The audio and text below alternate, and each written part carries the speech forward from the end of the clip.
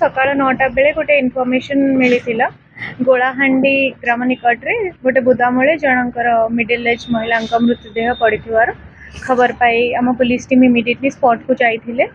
And initial inquiry रु यह एक होमिसाइडल केस बोली सस्पेंशन है। सब्सिक्वेंटली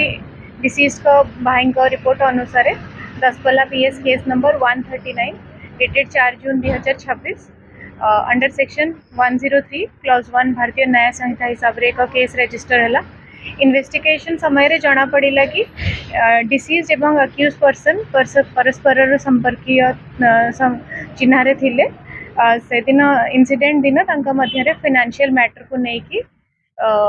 भितर झगड़ा होता आउ से सब्सिक्वेंटली डिसीज को असल्ट करा जायता जो से मृत्युवरण करिसेंती।